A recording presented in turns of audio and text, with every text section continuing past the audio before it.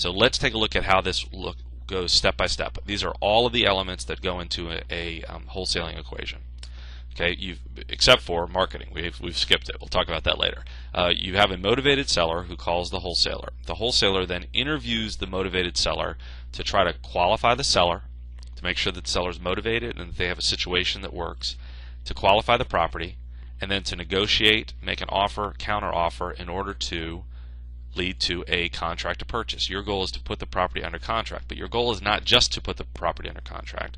Your goal is to get what we call a happy contract, okay? Because you don't want to have a contract that doesn't have any profit in it. Profit makes the contract happy. See? So what do? Once you have a happy contract, you take that contract to the rehabber. The rehabber looks at the contract. They look at the values of the property, how much the property will sell for. They look at the costs to rehab the property, and they check the geographic desirability of the area to decide whether they're interested. If it looks good, then the rehabber is going to make you an offer to purchase, and they're going to pay you an assignment fee. Okay, really they're going to put it into an escrow at closing where it'll be paid. But then what you do is you assign your contract to the rehabber. Now the rehabber becomes the buyer instead of you. The rehabber connects with the motivated seller. They go to settlement, and there's money. Yay for you! Okay, so you get a wholesale assignment fee, and that is the difference between what you put the property under contract for and what the the rehabber is willing to pay for it.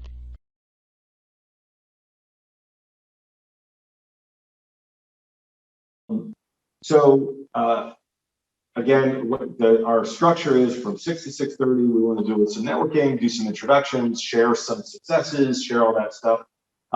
This is well, actually, Kelly, because you're on camera, why don't you introduce what we're doing here with Grid Fairfax, and I think speak up. Sure. I hope everybody can hear me. Welcome to Grid Fairfax.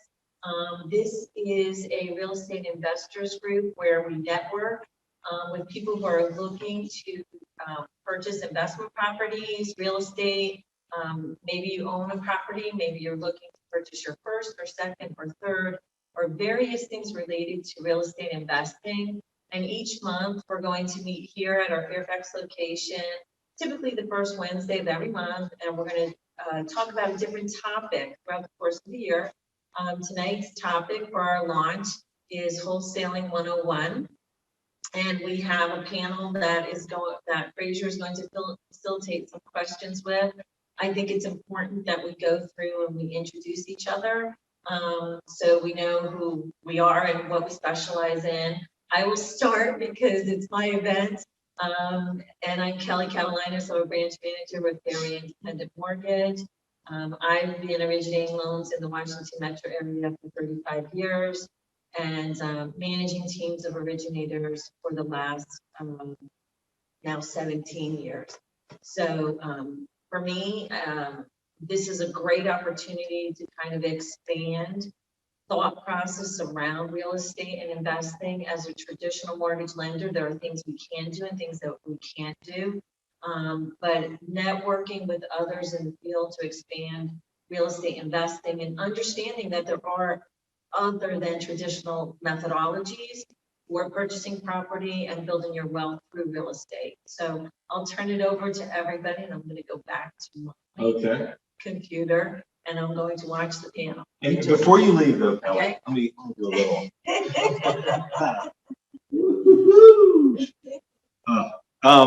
So I'll just do this. So we are hosting a Grid Fairfax. Grid is a network of hyper-local investor communities that was created by, among other people, Rob Chavez, who is a Keller Williams agent in Reston. And Grid is meant to just create a community where people can network and learn from each other. And our goal, every Grid chapter is going to have a little bit of a different flavor. And I think our chapter is Kelly and some of our other loan originators are experts in financing. And financing is one of the questions, whether you're buying an investor property. Dom and Kelly were talking about different properties before we got started here. But then we're also, because we work with so many real estate agents and real estate professionals, one of the things that we're really interested in is how can we spread real estate investment? How can we make it easier for people to invest in real estate, whether that's, finding a wholesale deal, a rehab, investing in Airbnbs, whether that's investing, just getting your second home, vacation home, etc. And so we want to work with real estate agents and help them share this content with their networks, with their social media to grow their sphere of influence. And hopefully that positions real estate agents. Dom's a real estate agent. Umair, are you an agent? Dom is a professional and skilled and knowledgeable at his craft, and there are 100,000 of people who are like him. And if he does not have a differentiator, if he does not have something, he can get erroneously lumped in with agents who put signs up or who put cookies out on open houses. So real estate investing is a real cool way to be able to position yourself as what you are, a real estate professional who's aware of the market, who's aware of strategies, et cetera. And that's sort of what we want to work with, or I want to help with, is real estate agents who want to bring the power of real estate investing to their clients. That said, so again, we're doing our little networking introductions. I'm very, very pleased. We got Umair, is it Haq? Yep. Umair Haq, who I'm going to share, and then Umair is going to share the funny story. And then we have Dom Mason. Umair and Dom, I asked to come and sit on the panel to discuss their experience of investing, some case working with students. Dom and I have known each other for a long time in the real estate investing world. But I will just share this before I have Umair introduce himself. I was looking up Umair. I found Umair on in the world here, and I was looking up Umair to get a picture for our who's who of investing. And I found this mixed martial arts fighter named Umair Haq. And I'm like, well, that's not the guy I'm looking for. And then Umair and I talked last week, and Umair mentioned that he was a mixed martial arts fighter at one point in his life. And I said, because I had paid attention when I was looking at the pictures, I said, wait, are you the honey badger? Because that was his mixed martial arts name. So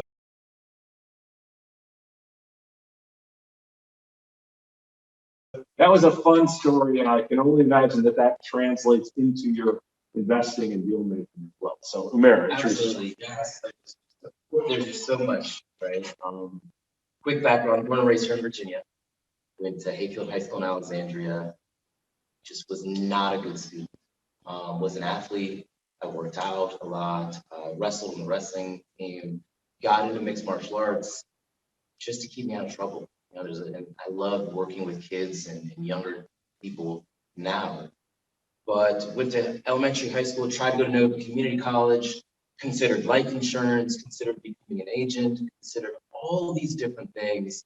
Originally, I started learning or finding out about how to make better money with real estate from like the University of YouTube. I was in bigger pockets. I'd pay 2 G's for this course, 5 G's for this coach. And ultimately, I found myself struggling because I didn't have a group, a community, someone I could run ideas by. And then I found this real estate investing education group that I partnered up with 7 years ago.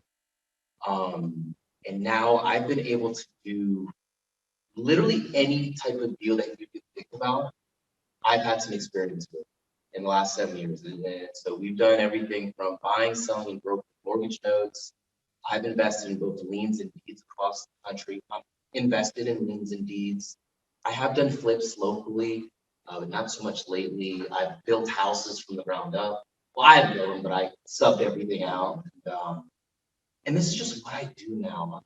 From my mixed martial arts background, I mixed a bunch of arts to create my style. Oh, interesting. Right. And so you're right, because now as a real estate investor, I've learned all the strategies that there are. I'm always learning. I don't know everything. And I finally, for me, I found my sweet spot. And my main business model now is I buy properties cash. And then I turn around and sell them rent to buy opportunities for people who can't get traditional financing, right? Because a big part of America is not bankable. So I'm doing this in alternative states. Like I'm in South Carolina, Indiana, I'm now looking into the Huntsville, Tennessee, Alabama border. Whenever someone needs help, my job is to help them. And so I'm like not a guru, I'm just a regular guy, but we have created what I like to call the real estate investment ecosystem, built for locals by locals. Like 1-800 numbers are upselling, bringing someone up emotionally and then dropping them down 3 or 4 weeks later. So we vouch to figure out a way that people can get involved in, like you guys. Like that's why I'm so excited about hanging out with you every first Wednesday. It's gonna be fun. And so I can go on and on. I'm so passionate about real estate, but this is what me and my wife do now full time. She stopped working her full-time job 3.5 years ago, and we live and breathe business, entrepreneurship, real estate. I've gone through some ups and downs, and I'm more than happy to share those with you guys. There's no ego, right? Well, and Umair and I, one of the fun things that I do is Umair and I talked we did a Zoom interview last week, and we had another wholesaler who was supposed to be here tonight. She unfortunately was ill, but I interviewed her a couple weeks ago, and it's really cool, right? I mean, everybody's got their backstory, everybody's got their specialty. We were here last month with Dan Rashawn. Remember, Dan said, there's no right way, there's your way, right? And so I think that's interesting with regards to the different strategies. There's so many different ways to fight, right? There's so many different ways to win, fight. But in terms of, and I think we even talked about this, that, some people banging out a bandit sign is going to be perfect for them, right? They're going to go out there and they're going to be knocking doors in Baltimore or going down in, Fredericksburg or something like that and trying to talk to motivated sellers. And for other people, like even some of the people you work with, right? You were talking about the IT crowd, right? They're never going to get anywhere near that world. Remember Christy Lindquist? Remember Christy? Christy was about 5'0", right? Probably weighed 98 pounds or something like that. And she would be going and knocking doors in Baltimore, and buying these properties to wholesale them. I mean, that is a real estate entrepreneur. It's not a real estate investor. That's a real estate entrepreneur. They are buying low and selling high that week, Soldier. Yes. So, it's really interesting to do these stories. And Dom and I, the way we got here to Grid was a conversation with that Dom and I had back in May, I think, where I was talking to him about his investing journey. So Dom, who are you? So I've been investing in real estate since 2016 when I met Frazier. He actually got me started in the business when I was getting out of the military. Wait, that's completely wrong. 2016. Six. Yes, 2006. I was 16. 2006. So that was 16 years ago. Yeah. That's where the 16 was. Yeah, I got you. 16 years ago. Done a lot of different types of real estate investing, including going through the market downturn in 2007, 2008. And actually decided to get my real estate license because I really didn't like real estate agents. That's the only reason. There are a lot of them out there who just didn't know how to do their job. So I got my license to really just cut them out and save the commissions on it. Then friends and family started asking me to know the business to help them actually buy and sell a house. And I actually learned the opposite of most people is I enjoy being a real estate agent more than being an investor. We still do a lot of investing, but it's probably more of the on the side type of stuff. We do Airbnbs. I still do a flip now and then. I'll still wholesale if the right deal comes along. And I still have all the same skill sets, but most of my primary focus now is being a real estate agent. But with that, one of my prime clients is real estate investors. Mm-hmm. And I still do a lot of the same marketing for houses that I used to do with it. And it might just be that I'm finding an off-market property, find that deal that's not available in the MLS, and link it up with one of my investor clients so they can purchase it. I'll make the commission off of it, and then they get to do the flip, and then I get to help them sell it and commission that way. So Tom, when you say that you're working with investor clients, you're working with rehab people who want to rehab a property or own a buy and hold. You're not saying you're working with wholesalers necessarily. Not necessarily, but they're part of the network. Yeah. I do. Will affiliate with a wholesaler. So I have a buyer who's looking for something. and a wholesaler has something, let's put it together and make a deal. Really great, and a lot of agents sometimes despise the wholesale. Look, I got my license. You can't. There's some beginners say it's legal, so it's really cool to see collaboration. Well, there's a lot of different ways to make sure you legal. And one of the things is whether or not you have equitable interest. Once you have equitable interest in it, it really doesn't matter if you're an agent or not. All then you have to do is disclosure. Because I've wholesaled properties when I was an agent. I bought, put the house under contract, and then I sold it without going on the MLS or market because I owned part of that contract. So then I don't have to do that. I just tell everybody I'm also an agent. But here I am as an actual investor. And we're going to try to address today some of those questions, right? Like, is it legal? Are contracts assignable? How do you find buyers? From whom do you find buyers? Or how do you find sellers? Right? How do you find anything?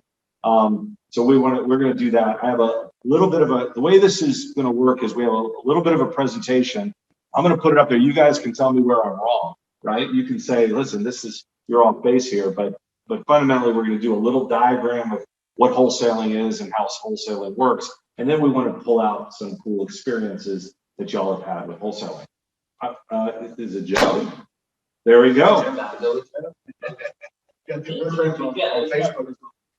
Wow, I recognize the honey. Yeah, I'm born and raised here too. I grew up in Vienna. I was born at DeWitt Army Hospital in Philadelphia. My dad was Air Force. Got shot down in 1967. So here I am. Okay. I probably would have been all over the country if he was still alive. But so I'm a full-time real estate agent. Have been slowly getting into investing a little bit because I'm getting up there in age. I want to do this forever. Chasing one deal after another deal after another. People, how do I control my future so that I can retire and do things more fun, So I've been buying some property, purchasing a house at my fifth one, number one. And bought a house in Florida, sight unseen, rental property that's cash flowing $700 a month, a brand new house. I did a buy and hold, BRRR, whatever. You always have to throw in that extra In R, Sacramento, by accident, I was going to flip it, and then when we got done with it, it's a good little rental property, 1,500 square foot perfect rental property. So I said, I wonder what this thing would appraise for. So after appraised, we put the numbers together. I said, I'm going to give all my down payment money and all my rehab money back. It's a free house. Free. And I got a tenant paying the mortgage and I make $100 a month.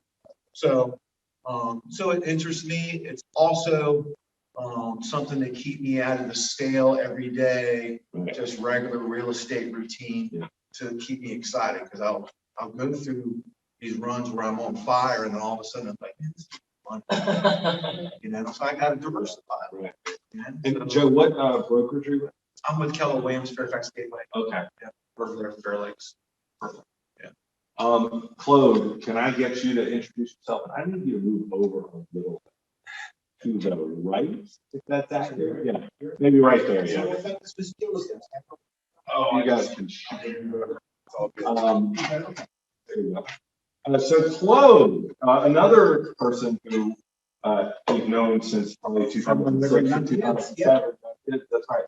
So Claude, introduce yourself and tell us about how you were plugged into as Umair said, the real estate ecosystem here at So it's funny, I can tell I'm almost 3 years ago. My name's Claude Levy. I'm from real estate. And I came into the business because I was an investor. And whenever I would go buy another company, by the end of the deal, I would just like, I was into the realtor. Like I would just burn through realtors because they didn't understand how an investor thinks. Yeah. And after all, I'm like, they're all morons. I could do this, right? So I came into the business only to support small investors. And that was in 2000, and then things happened. And I was like, oh, I can't do this fun stuff anymore. I gotta do the retail stuff. So I hear you where it's like, but the retail stuff is what everybody else can do. and you're not, Well, they can do it. And they do it well. Yeah. yeah, well, And sometimes. they have happy clients. Some- Get some repeat can. business. But it's not unique. It's not a unique skill. And this is more fun, and this has, you come up with more different characters in the investment. And you gotta always have your antenna up. Yeah, this is kind of real. And if you're doing, I think if you're doing both, just hone your skill on one side.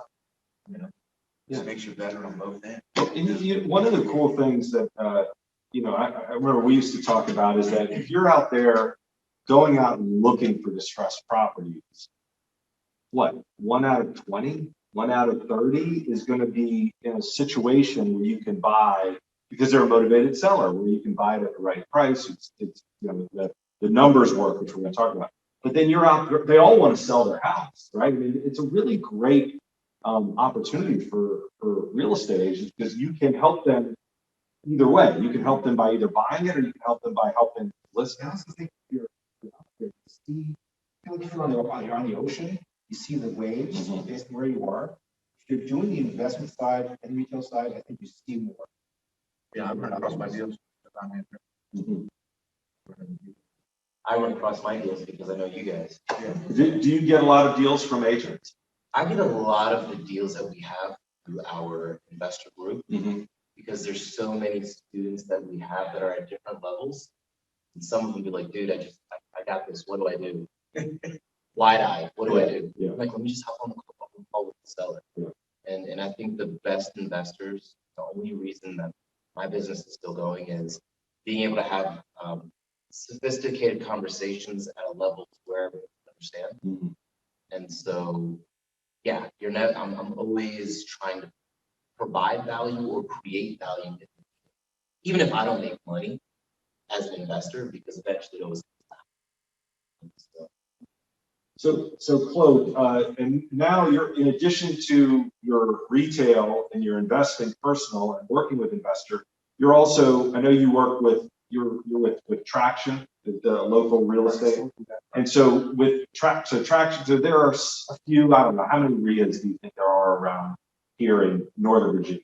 4, 3? January 2021. Oh, that's right. See? What do you say? He said January 2021. Oh, So okay. 22. Check your It's always based on what month it is. Is that right? Awesome. I mean, so, but there may be a half dozen in the DMV about. Yeah, in the DMV, right? But RIAs are, that's a great way for, especially people who are like, who have caught the bug, I think, right? You've learned about real estate investing, and you go, and then you get to connect with some of the strategies. Like Joe, you're talking about the BRRRR strategy, right? Those are hard. Well, and I just mean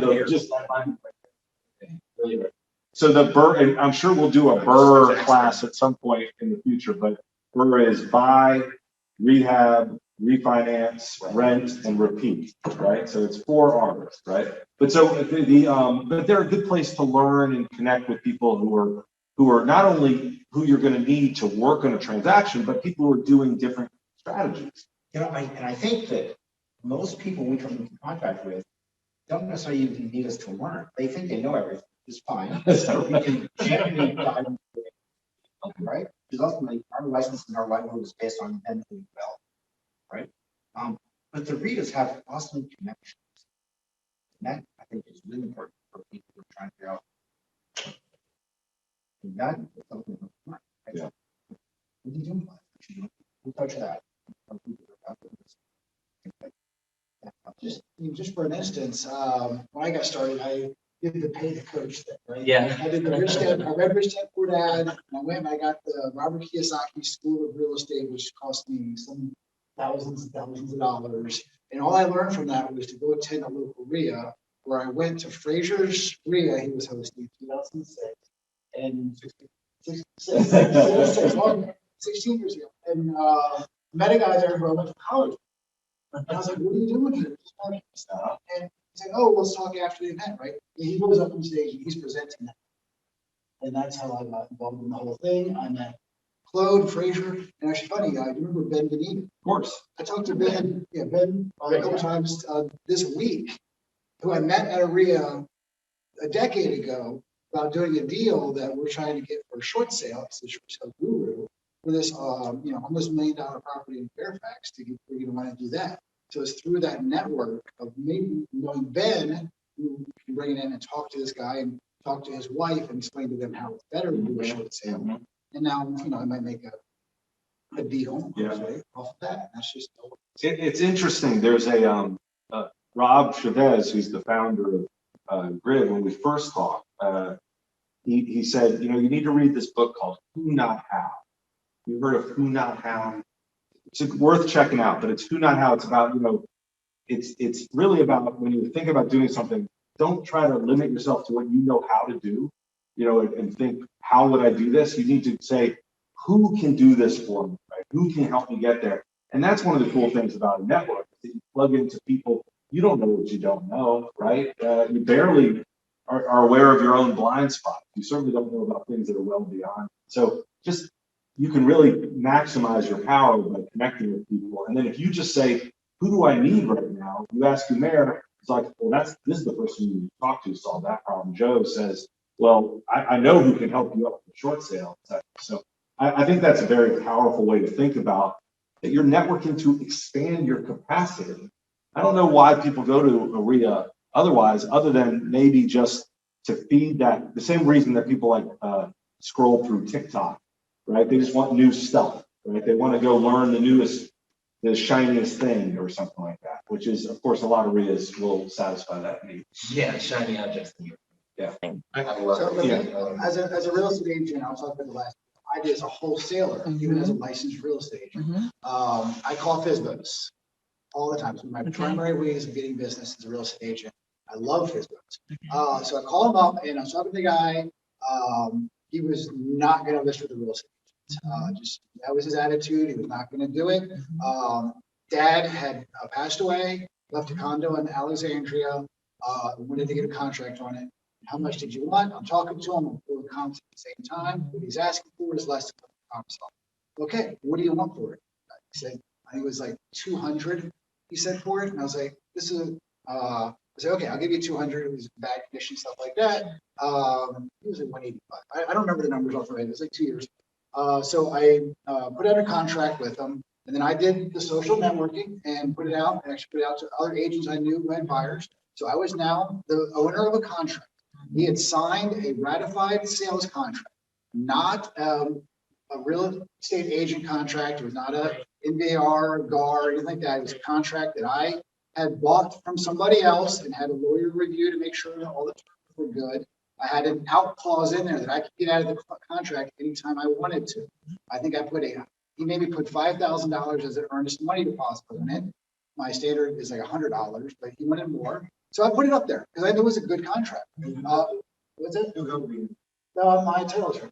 Yeah. So I put it in the title account. So it's in escrow. It's a ratified contract, as any contract would be. The terms are favorable towards me. So for simple numbers, I had under contract for 200. We went out and marketed it. I got a key from him. We showed the property for like an open house for. It was an hour one day on a Thursday during the week from like noon to 1. Had like 15 people show up for it. Gave them all my terms, gave them the numbers. And I want to say the offer I got back in was $235. What were the repair costs that you were estimating were necessary? I think on this one was 30,000. Okay, so just So I had under contract for 200. I think I sold it for 238. There was another agent was involved, so I had to pay some commission to her. When it all said and done, after I paid all the fees and stuff like that, I think I walked away with $10,000. When it's all said and done, and it took about 2 to 3 weeks. So what I did. Never took ownership. What I did was I found, as a real estate agent, I found a motivated seller who did not want to sell the property with a real estate agent. He knew I was a real estate agent. I offered as my investing company, 2 separate companies, to buy the house from him. That company put it under contract, a ratified legal contract with earnest money deposit. I then networked it to find a group of investors who wanted to buy this property. We had multiple offers come in. We negotiated. One of them actually had an agent. We paid that agent's fee on it. We went to closing at a title company. They sent us they were one, deceased, so they had to send it. These signatures in North Carolina, another one, I think in like Louisiana for signature. They did notary, came back, checked the title, cleared everything up. We ended up having to cover some past condo dues. That's what ate up quite a bit of fee. I should have gotten as a profit. He didn't disclose that, so we went through the title search and they found that with the condo docs. So there was a lot of things in there that we didn't do. But I made $10,000 there in about 3 weeks without being a real estate agent, but as a real estate investor, wholesaling the deal to somebody. And that's one of the things that Kelly talked about, the assignable contract. Like that was, I don't, did you guys hear that a lot when you were starting out? It would be like, contracts aren't assignable, right? Because the contracts that most people see are the NVAR contract or whatever, which was written by not God. It was written by a human, and they have chosen to put in there, this is not assignable. Do you know what it takes to make that not assignable contract assignable? A Sharpie. And then you write in explicitly. I mean, contracts are assignable unless you explicitly say not assignable. But what does it take for it to be assignable?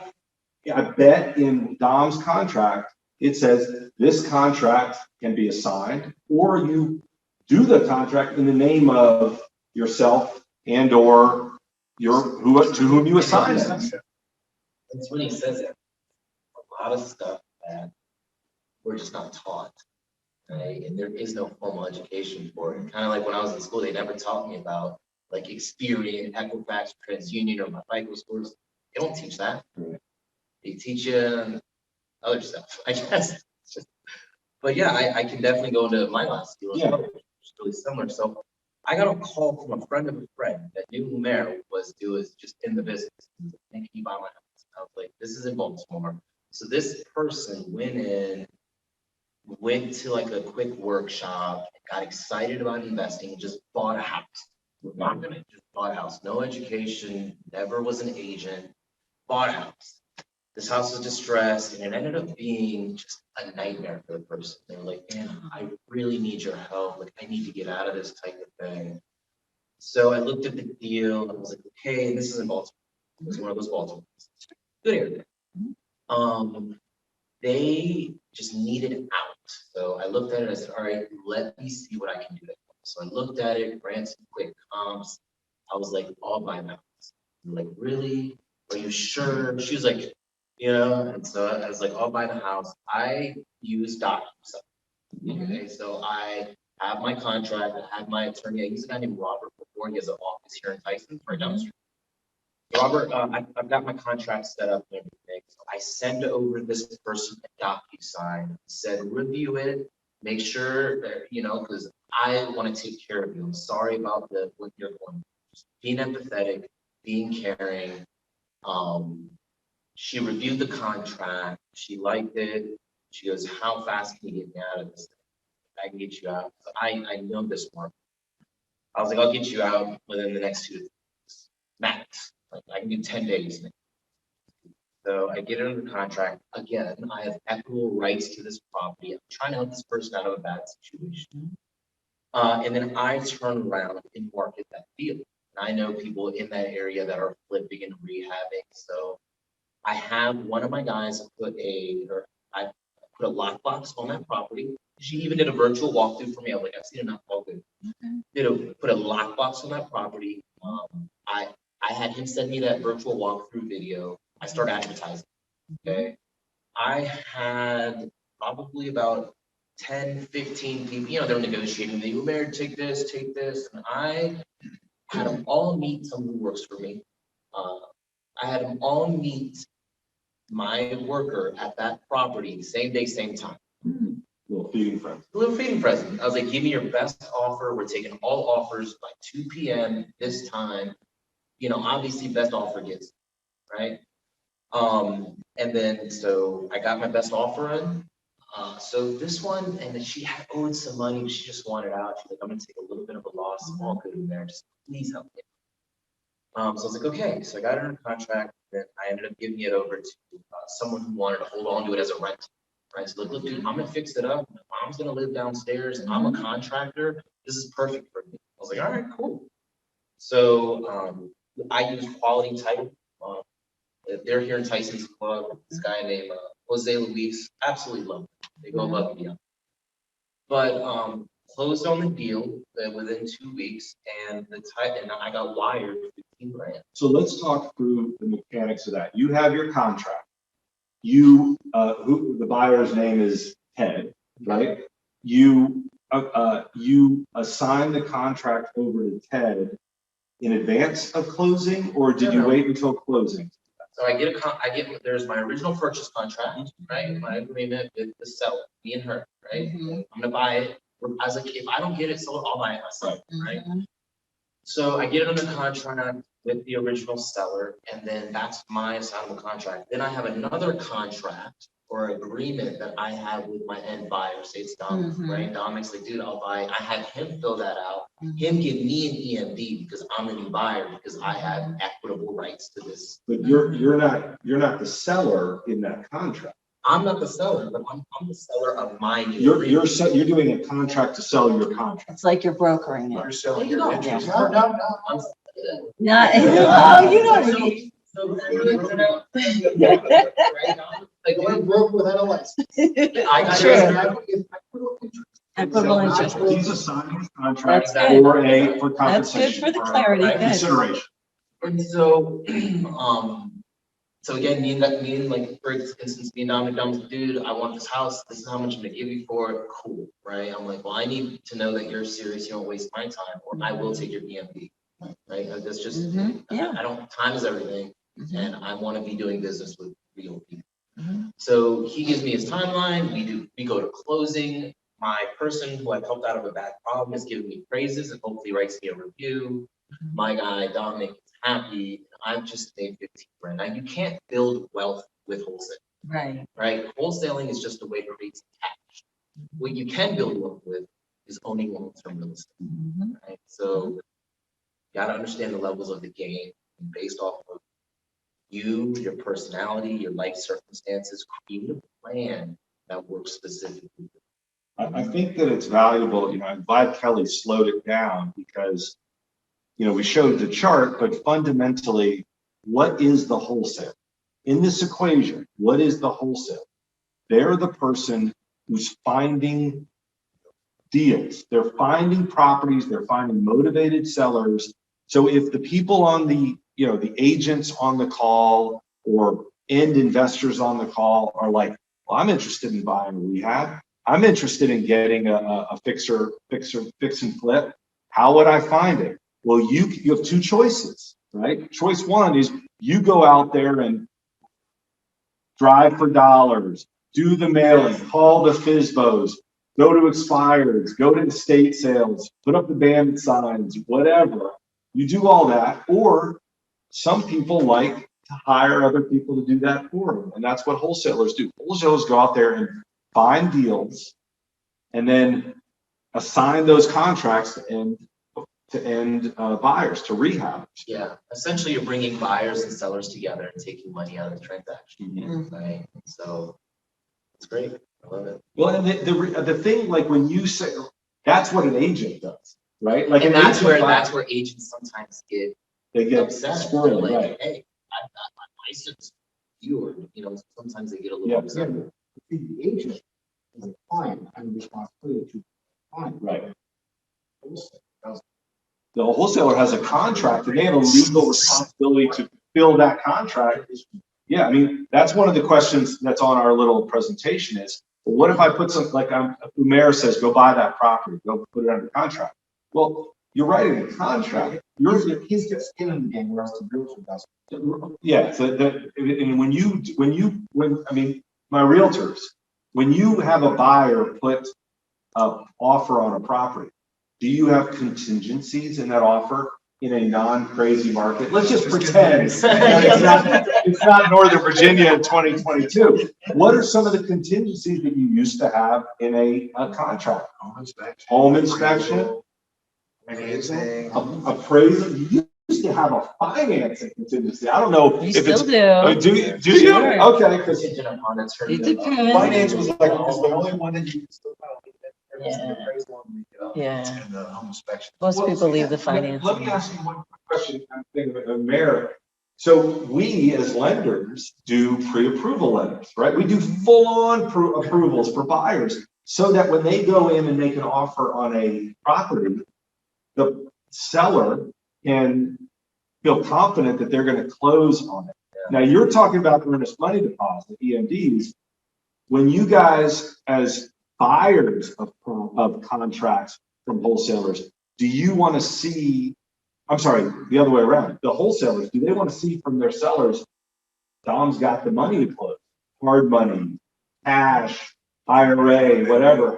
Well, that's why we're with Mountains, usually collecting that $5,000. So a serious EMD. Right? Serious EMD. No, he's Dom not. wants to put down 100, but if somebody's bringing a contract to him, he's asking for. Well, here's the question. It's all negotiable. Yes. Well, hold on, we got a question from Kelly. How is the market in the area to do wholesaling deals, and is there a lot of competition for it? You know, it's funny. Hugo's one of my new students. Okay. All right, so Did you tell us that? yeah, that's a plan. Why are you so handsome, Umair? I ran across one and I think it was there. What are you saying, John? Well, so I would, basically a listing appointment, something, I farm a neighborhood, right? So I'm very active in the neighborhood, everybody knows. We were talking while you were on. Have I been bounced off the island? Am I no longer on the island?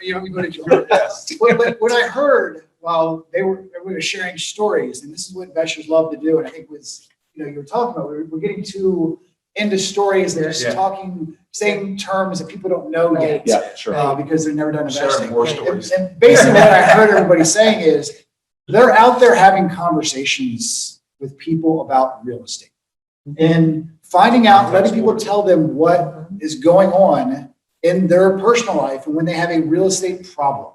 And that's what a wholesaler is. That's what a real estate investor is. That's why It's a problem solver. when that property in Baltimore, right? Your friend, whatever, right? Like people are stuck and don't know who to go to. Like, this dude, he's always talking, like they'll gravitate towards you because they know that you're always talking real estate in some weird way and you'll have a solution for them. Guys, it's all about, in any business, it's all about positioning, right? Like what we're all doing, Yeah. we're positioning each other together to grow, Mhm. right? So I tell wholesalers, this is perfect. They need to position themselves with the right groups, with the right resources. Because if something comes, even if they're working a full-time job, they've got kids, they're real busy. If they just have the idea and the concept in their head, if something comes up, they're giving themselves an opportunity to give themselves a pay raise that year. Yeah. Without their job doing, right? You can give Having yourself a job just expands their sphere of who they come into. It's like, what could families do with an extra $10,000 a year? Sure. They would be through the moon happy Right. with just an extra 10 G's. I'm sure. Well, and it's interesting because there are some, if you, what is it like, if you're good with a hammer, then the whole world looks like a nail, right? If you can, Hammer everything.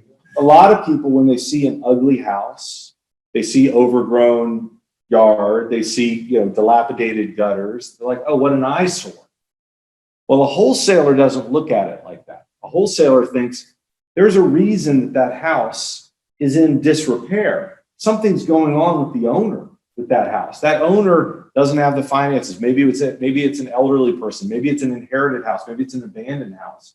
And so wholesalers are really entrepreneurs. They're real estate entrepreneurs. And they're the ones who are looking out there and saying, I know what my clients are looking for. My clients are looking for a property that they can either rent or sell if it was fixed up, but we got to buy it at a certain price. I mean, Fraser, let's walk through that scenario. You walk down the street and you look over, you see a house, bushes overgrown, mold on the roof, not a green roof. Hasn't been shoveled this week. Hasn't been shoveled. What do? What's the first thing that you First do? thing I do is I take down the address and I start doing what we call skip tracing, right? Where I act as an investigator and I try to look up who that homeowner is. assuming that they're not living there. Yeah, assuming it's, or I'll knock on that door, right? Okay. If it looks like it's being Okay. lived in. Okay. Joe, what do you do? I take one of my Frisbees that's got my logo on it, just like this, and then say, I've got a buyer for this house. Okay. Put it in. So if that, so it elicits that Yeah. motivation. What do you do? I'm really lazy. I'll get the number down and I'll call one of my flippers and say, hey, go get it. You're gonna deal with it. And so what is I don't get the, involved. what then does the wholesaler calls and what do? They call and ask questions, right? They're saying, are you interested in selling your house? Do you need to sell your Or house? they'll send letters or they'll knock on the door. Right? Like, Yeah, I'll go up and knock on the door. Right. That's right. I knock on the door and I put my card in, and then I go back and I check the tax records on the MLS and get the actual, find out if there's a different mailing address. And then I'll just put them into my database and they get a letter once, or a postcard once a month. And that's just part of in my CRM that goes through there. Well, we may go, if it's a really good deal, I'll pay for a skip tracing service to look them up. So results on that. But yeah, we'll just do that. And then eventually somebody might come back to you. You send out, you know, this is old school. Yeah. What would you call it? Prospecting. 101, but you send out, you know, 100 ones in order to get 5 people to call you back. Yeah. Well, and one of the things I remember when we were doing, Don was referencing Prospecting 101, this program that we had to teach people how to do this because they didn't know necessarily what to do. But it's the thing that you can do without knowing anything else, right? Because all you have to have is a Dom or a Numer or a Joe or a Claude who's a buyer, and you've got somebody in your corner, right? Now you know that if you put a property under contract, you've got somebody with money who will take that contract. But one of the things I think when people hear buying a property for 70% of after repair value, minus repair costs, right? They say nobody would ever sell that property. Nobody will ever sell a property to you for that much of a discount. While we were off camera, Joe had a great story on one of yours, right? Which of Joe's many great stories? The hoarder one. Right. Yeah. Yeah, tell us the story of the hoarder, Joe. Well, so, got a call from a guy, in the neighborhood that said, Bill, I need you to sell the house. He's trying to describe it to me, older gentleman.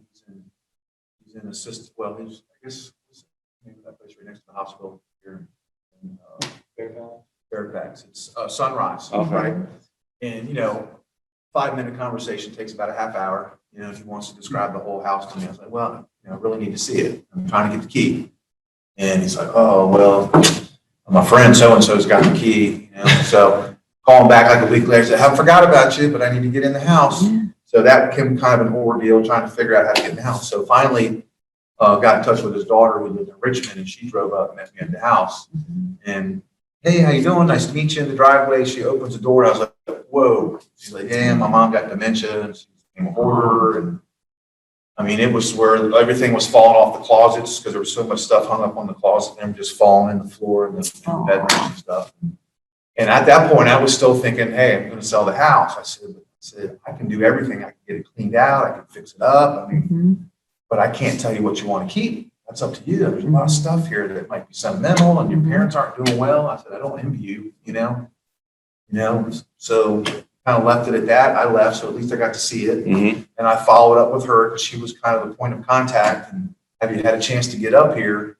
And she's like, I can't. I'm homeschooling my kids and COVID and it's a long drive and months of just following up with her. And finally, just one time I just said, look, would it just be easier if I buy it? She was like, you know, that probably would be easier. And that would be good for you too, you know? And so let me put my numbers together. So I went home and, you know, started jotting my numbers down and said, here's my offer. Ooh, she's like, I don't know if Dad's going to go for that. I'm like, it's just an option. I said, but you got to remember, there's closing costs when you buy it, closing costs when you sell it, carrying costs, fix-up costs, and I got to make some money, you know? So kind of left it alone. And about a month or so later, she texted me, says, hey, I just been talking to Dad. He's kind of coming around. Is that offer still good? I said, yeah, let me know. She said, oh, we're ready. So That's awesome. And so what did you do with the contract? Oh, I flipped it. Okay. I haven't done any wholesaling yet, but I'm interested in this because, you know, I Did just you stumble flip- across sorry, deals a couple times a Did year. you Just flip the stumble. property or did you flip the contract? I flipped the property. Okay, so Yeah. you closed on the property. I closed on Okay. it and spent $135,000 fixing it up, put it back on the market. I just encourage people to really look into understanding business first, because I've also met people who did do a wholesale deal or two, right? Or three. They made good money. And then they come to me like, man, I had no idea that I had to pay capital gains tax on this money that I made. Mhm. I didn't know Short that. term, Right? short term And, and then they spent the money, Basically, right? They spent the money and they're like, dude, now I've got to leave, I got to pay the IRS. And so I really encourage people to It's a great point. understand, and then execute, Mhm. right? I don't want to stop people from moving and taking action, but it's so smart to just understand and then execute. And I think coming to things like this really helps people understand that. So we're clear in the legal disclaimer that we showed earlier to seek accounting and Yes. legal advice before pursuing. I couldn't agree with that more. And one of the reasons why I showed up here tonight is because of my relationship with him. Mhm. Because he honestly got me started in this business and taught me so much. And your question was, why do people sell or not? I say it's because of crack, cancer, and they're crazy. Because my first 3 deals, the first one was a crackhead, the second one had cancer, the third one was Wow. crazy. Cat lady. But that first one was a deal that Frazier was my mentor on. We partnered on the deal and we went down there and he showed me the steps. Like you're probably all going to hear people. Here's step 1, here's step 2. We put it under contract. We did it subject to. We brought in private money to cover the difference of it. We did this whole big thing. And then she was doing her rent backs. We put some of her money in escrow that she had to move out first before she got all of her money, because the first $5,000 she got, she put in a crack pipe. And I know that because the neighbors came and told me that was what happened. So, That's, we had to then get her out after she was there. And I ended up hiring a moving company to move her out. wow. That came out of her escrow. And that was all stuff that my mentor, Wow. Frazier, walked me through that process on doing that. We did a lot of crazy things on that first deal. And there's no way I knew how to do any of it. I didn't have an LLC. I put it under contract and didn't have an LLC. So Yeah. I'm a little bit different than you are. You're saying learn it first. I'm more of the point, shoot, aim mentality. But I knew I had people in my corner who, could lead me through it and really show me the ropes and make sure I didn't do anything. That's an important point. Well, and I think it's interesting because as you're listening to this, going into the hoarder house, going into the person who has dementia, going into, neighborhoods that you may not want to live in necessarily, but you're what's that? Yeah, right. I'm just thinking about places that are like war zones or dilapidated houses, but this is how, rehabbing is how those neighborhoods go from rehab, but the thing is that especially, rehabbers can really transform a neighborhood. One of the cool things though is that even you don't have to do any of those things. Wholesalers do those things. Real estate entrepreneurs go out and do those things, but you have to know that there are deals out there. You have to believe that there are properties out there. Like Umair was saying, go on to Facebook, go on to some of these deal boards. And when somebody puts up a row house in Fredericksburg or a row house in Baltimore or a row house in PG County or a fixer upper in PG County, they get flooded with interest because those guys don't want to do the hard work of talking to sellers and evaluating the rehab costs and what have you. That's what. And I would even argue that you could be a wholesaler in Great Falls, Virginia. I mean, there's enough properties in Great Falls, Virginia that are 40 plus years old and have not have been touched, who the sellers are in the process of moving on to the next life.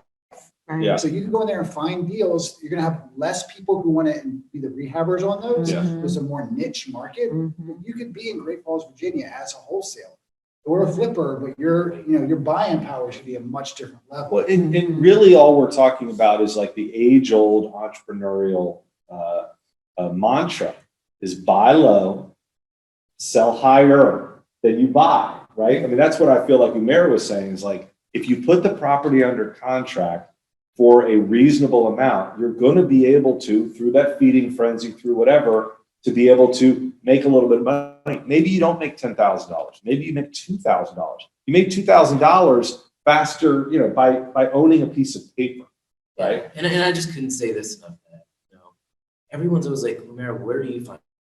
Where are the good deals? Where are the good deals? Where are the good deals? That's what Hugo was saying. I'm constantly relaying to people that, for me, good deals aren't found. Good deals are created through relationships and negotiations. That is what creates good deals. just like with him, right? That relationship, communicating over and over and over again, he was like, well, you know, how would I just buy it? That relationship led to that deal. You know, but in direct response to Yuro's question, where he said, can you find deals in this crazy market?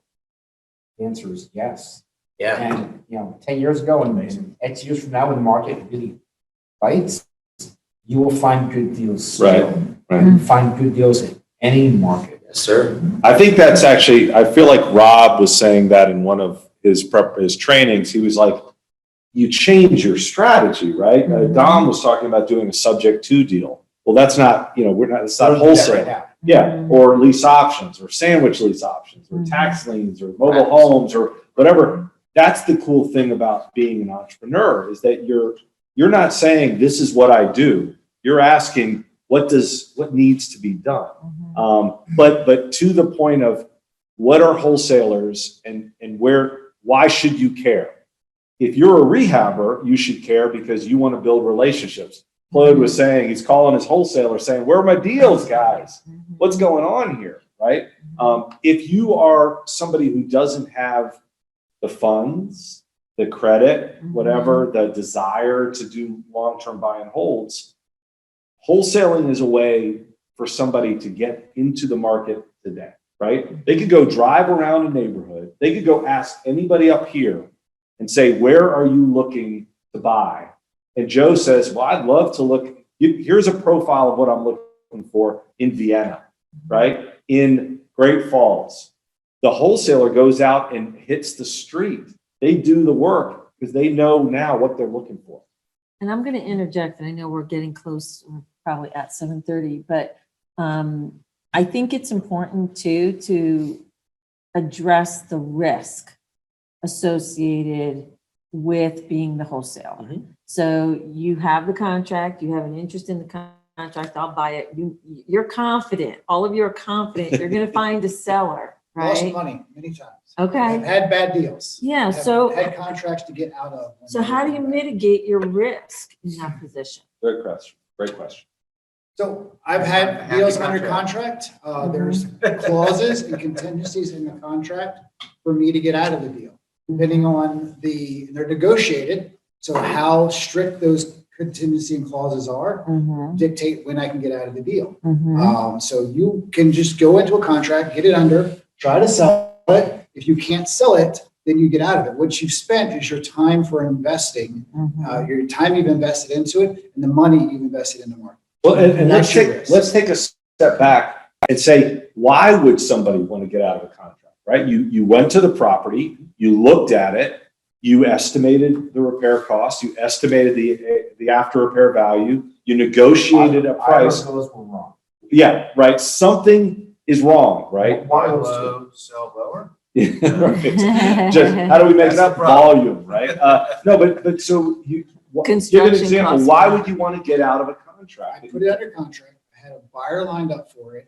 Buyer pulled out and wouldn't sign the Lease? no, The assignment. Assignment, okay. Wouldn't sign assignment. I was going on vacation. I didn't want to deal with it. I got out of contract.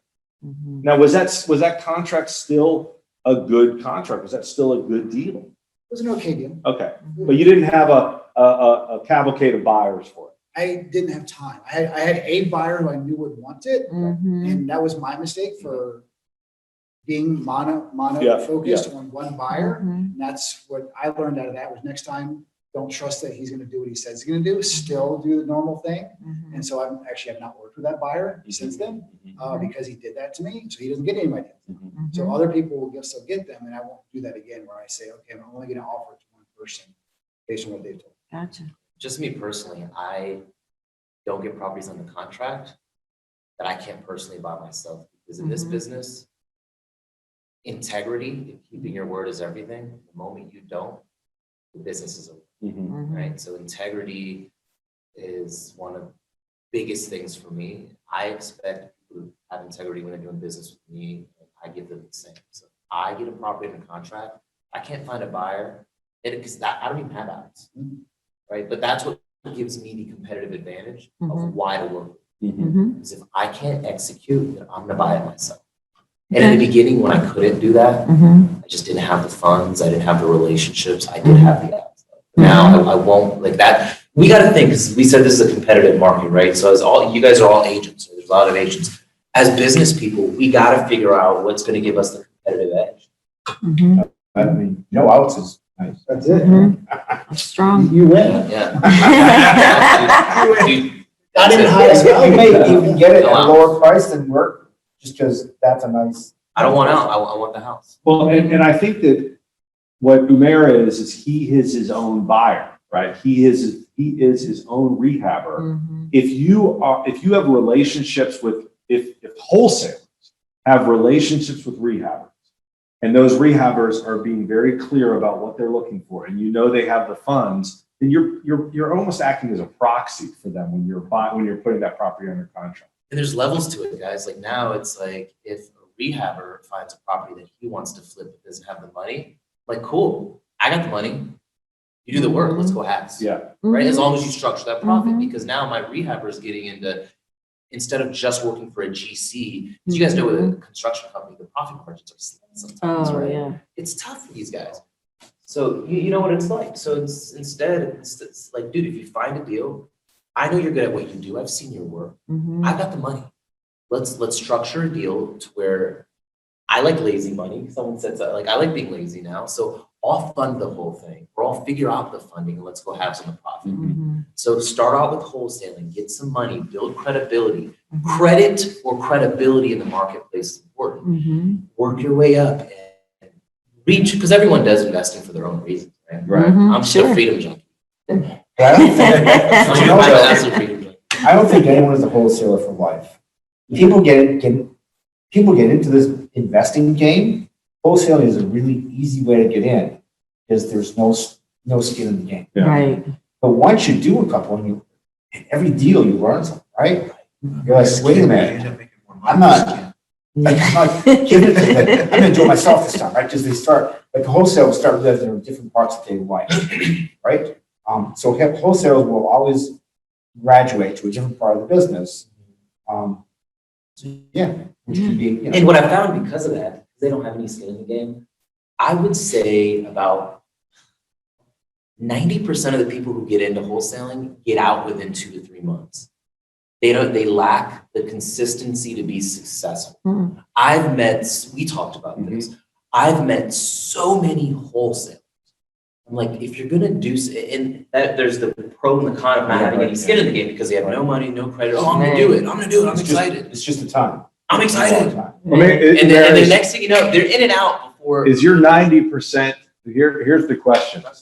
Is the 90% people, I want to see, have they done anything? Have they made a phone call? Have they done a mailing? Have they done anything? Like, I mean, the 10%. You know, it's funny because a lot of people, they say that they're doing stuff. Yeah. But I've put in some systems to track what they're doing on like certain CRM systems. Sure. Right? And you're like, all right, well, and then I check the CRM system. I'm like, dude, you haven't made a freaking call. How are you telling me this? They're 13-year-olds. But they don't know. They're in 9th grade saying. They don't know that I'm tracking that CRM system, right? And then I show them and they're like, sorry.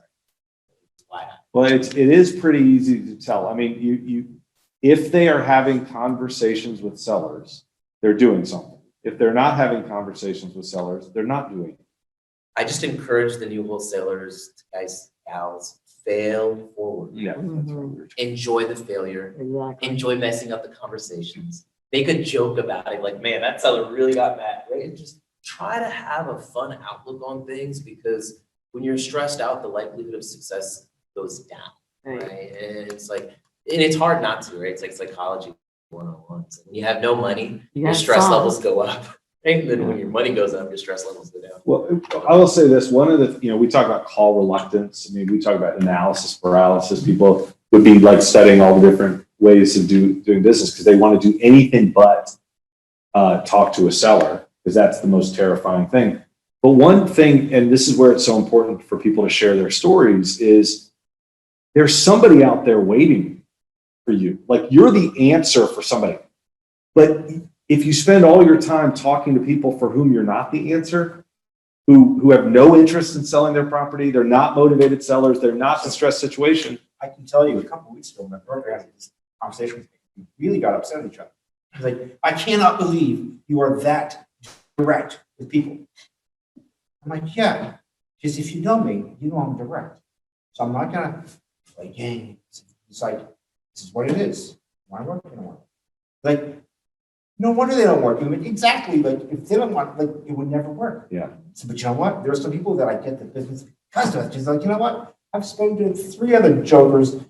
You're real. I know I can trust you because you got to the point real quick. Right. Absolutely. So make the calls because you're going to find the people who get you. Right. Claude, have you ever had somebody who you bought a rehab from or like that, or any of you guys, who didn't thank you for buying their property?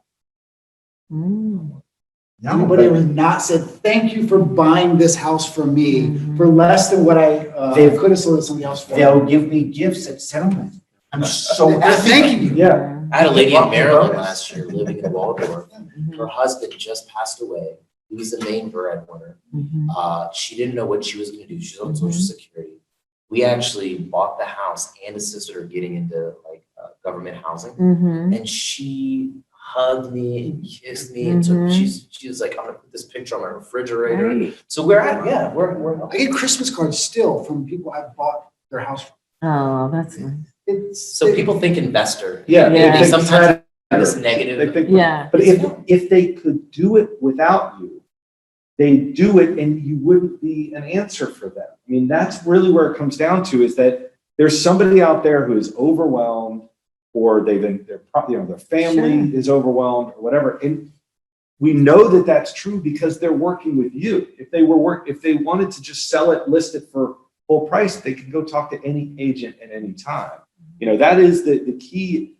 I remember when we started recording seller calls and sharing them with students. Students couldn't believe that they were real people. They knew that there was stuff out there, but they're like, wait, that person really does have one of those problems that people were talking about. They sound really motivated to deal with it. But and so again, this isn't, wholesaling is not for everybody.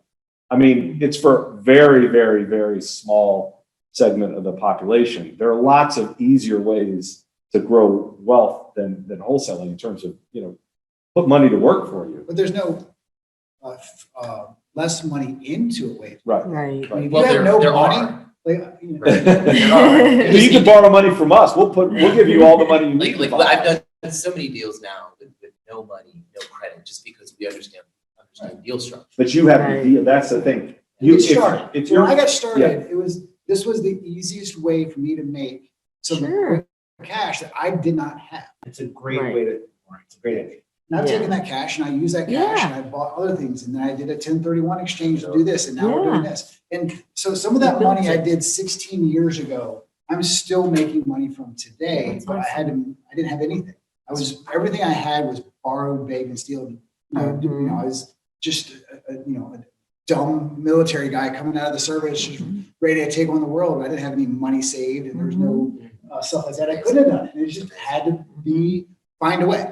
Right. And wholesaling was one of the ways that you can make Awesome. $10,000. No, yeah. Take that $10,000. Now you spend $5,000 on a marketing campaign. Right. Right. And Build go your do it. business. well, and one of the great things about being a wholesaler is, guess what? You can always buy your own deal. I mean, you have the contract in your hand. We're going to talk later on about hard money lending. We're going to talk about private money. As lenders, we can do renovation financing for properties. So fundamentally, you're really just talking about finding deals, right? But in order to find deals, you have to understand what a deal is, and you have to understand what are the kind of symptoms of a deal, right? Like we say, somebody who is having hard times, the house is in disrepair, for pre-foreclosure, foreclosure, FSBOs, out-of-state landlords. These are all things that might lead to somebody not wanting to have that house anymore, right? Those are, and then we'll talk about that, next month in terms of how to find deals, what have you. Any other question you need to? You're at 7:40. So we talked about, is it legal? We talked about different ways to do settlement. finding buyers. So you talked to Mary, you talked about the putting stuff out there. Right now, they're everywhere. So if you're a wholesaler, Well, that, just everyone's a buyer right now, right? and our goal is to try to build more buyers. That's part of why we're working with agents. We want agents to bring in new people who want to buy these properties. And I really think that real estate's gonna continue to go up. It's gonna continue to appreciate. I mean, Can't appreciate it if you're not selling. Yeah. I live estate's in a gonna neighborhood keep. of 1,900 homes. There is nothing for sale. Really? Zero. I've got one coming. Well, but that Coming creates, soon sign and the phone is blowing up. right. Can we rush you a sight unseen offer? 6 of them. I'm like, I'm working on it. Why do you have to finish it? I mean, because we're That's seeing, Nothing for the sale. rate of inflation is between 6 and 7%, and traditionally the best hedge against inflation is to put your cash into real estate. So you're seeing buyers come out woodworks. It's awesome, right? Yeah. But it's kind of weird, but who knows what's gonna happen? Yeah, when it's a buyer's market, nobody has any money. When it's a seller's market, all of a sudden, everybody's got a bunch of money to buy the house. But yeah, it comes down to, how do you find a buyer? Talk to your neighbor, talk to your pastor, talk to your realtor, talk to someone. If you don't have a buyer, put your hand up. And if you don't have the type of personality, because you gotta understand everyone has different personalities. Some people are introverted. That's okay. If because you gotta make the business work for your personality. Use channels that are online. There's all these things like TikToks and Facebooks and Snapchats. It's so easy to communicate nowadays. That's why you're seeing people wholesale property that live in Virginia that are wholesaling stuff in Florida, or people who are buying properties sight unseen like this guy. Well, now, It's brand new. let's dig into this a little bit more though, because when you say you're buying, talk to your pastor, talk to your neighbor. I mean, the buyer for us as wholesalers are rehabbers. They're people who want to buy investment. But I'm thinking of the newbie who really has never gone through a deal. Okay. Who is terrified. Uh-huh. Who will call us all as agents and say, I don't know what to do, right? Yeah. If you don't know an agent, talk to anyone and just say, hey, Mr. Pastor, I got this contract. I've been watching HGTV and I got this thing. And It's no longer. darn, No, it's now what do I do? Like, Know your network. what do I do, right? Everyone knows people in the business who can help you out. I see. Who will help you solve that problem. You just gotta raise your hand. And of course, you don't need a buyer until you have a contract. But if you can go out there and identify buyers and have conversations with them and say, what are you looking for? Now, the key is that. I mean, Yeah. it's sorry to cut you off. No, go on. Here's what everyone can do. You want buyers, but I'm gonna give everyone buyers. You take hopefully it's one of your properties or something, right? You take a distressed property for sale, put it on Craigslist at a deep discount. You're gonna have everyone coming out of the woodworks telling you that they want the property. Mhm. You take everyone on that, put it on an Excel spreadsheet for when you get a property. Mhm. There you go. Or that property. Yeah, sorry. And they call you like, hey, you know what? Geez, I Don't just. do that if you're an agent. Don't do that if you're an agent. You guys, see, this is part of the reason why I didn't become an agent. I don't have to do anything to say. But when you're talking about wholesaling and creative stuff to build your buyers list, guys, it's not hard. And you don't need, and truthfully, you don't need 30 buyers. You need one or two good buyers. Well, yeah, that's true. The loneliest number, the most dangerous number. Okay, so the other questions, I'm trying to, unfortunately stuff went out, but I think we've talked about a lot of the good stuff. Next month, and let me ask you one last question. You guys have watched people, like Mary, you're saying, you've watched people who are good and been successful at wholesalers. What are the character traits that somebody could look at themselves and say, I either have this or don't have this? I'm either going to be able, this is right for me. This is the right strategy for me.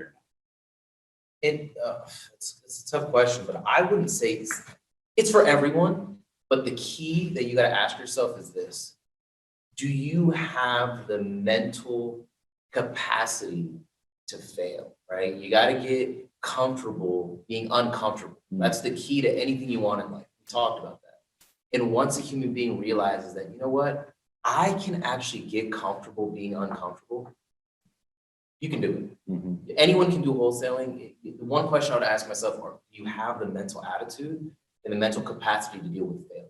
Mhm. And I would just tell people, embrace the failure. Because I don't know if there's because I've seen introverts wholesale, I've seen extroverts wholesale, I've seen Hispanics wholesale, I've seen whites, I've seen They're just gonna Pakistanis. wholesale differently, right? You're gonna attack the problem differently. If you're an extrovert, then you're for the introvert. Introverts don't go online and do it that way. The extrovert will just call people all day long.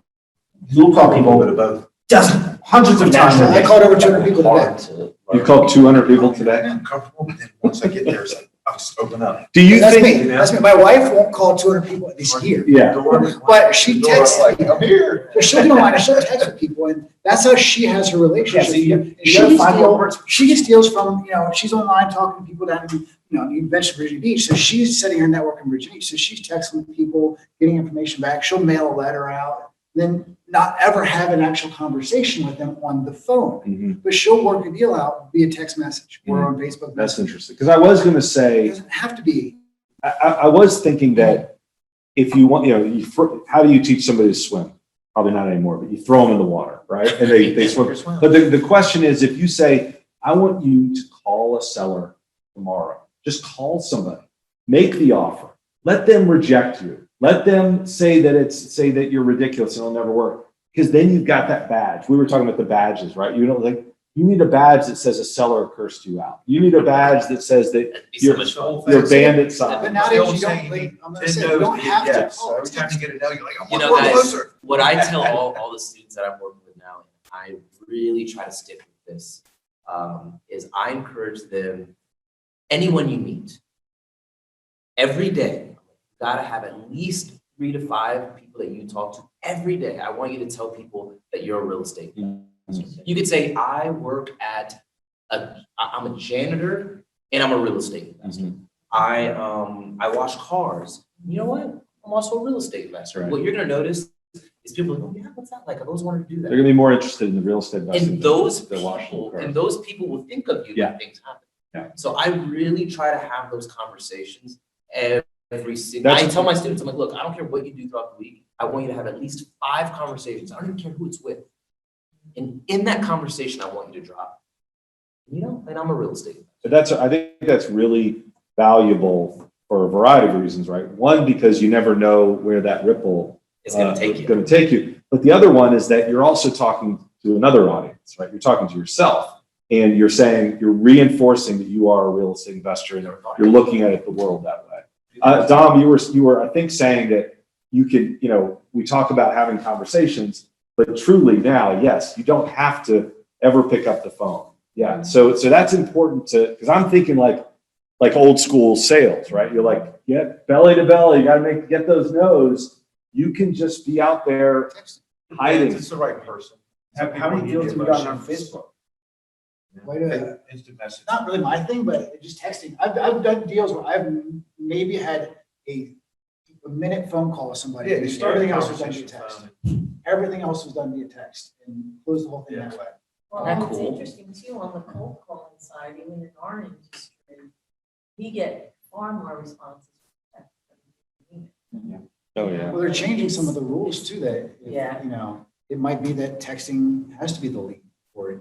Call it. It really depends on what's in. You know what I do a lot? I pay attention to how we get these robocalls like 1,000 times a day, Yeah. where most people would hang up. He's analyzing. I pay attention to the tonality, to the Listen to pitch, and to what and how they're trying to, because they only have like 0.4 seconds to keep someone on the phone. Right. So I study that. So I've consciously been trying to listen to those robocalls and then use some of those in my conversations, because you'll notice it changed. A year or 2 back, Oh, your warranty's getting ready to expire. yeah, the warranty call will sound something like this. It used to sound like this, and I've got it because I've heard it so much. Congratulations, you've been, and it was like this high, fast pitch kind of thing. But now it's weird, because I like to pay attention to a lot of stuff. Now it's like the calls are, IRS. it sounds like this. Hello? It's a pause. It's like a pause, because they want you to believe that it's a real person. Right. But when I do my cold calling, I mimic that, because depend on because they spend millions of dollars, Yeah. millions, and I get free education by paying attention to what we, and this is a business tactic that I picked up. And it's helped me with my cold call. I'll call people and I'm like, you there? Well, yeah, I'm here. And I'm like, oh, sir. And then I'll go into my, sir, I saw your house online. You gotta have something that's gonna separate you from the competition. And these are things that. So just to take that, exactly what you said there, if you want to find buyers or find buyers for a wholesaler, go sign up for all the wholesalers' emails. Open a fake email account, open a fake email account and go sign up for all the wholesalers' mailing lists.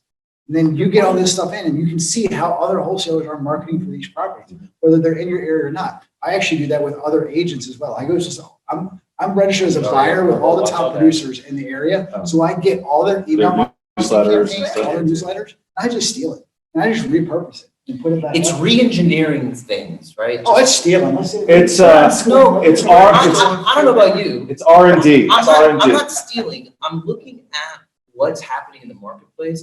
And I'm re-engineering it to work for me and what my message is, right? And it's duplicate before you innovate. What is it? Imitation is the sincerest form of flattery. All we're doing is saying, what's working. You're doing something that's working. It's kind of like, you're Tony Robbins, success leaves clues. So I reinvented it.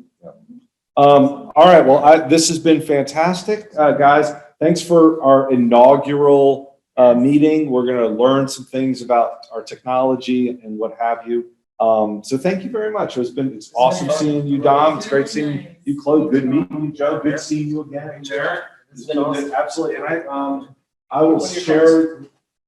See you, everybody. We'll share this later. Thank you. I recognize this.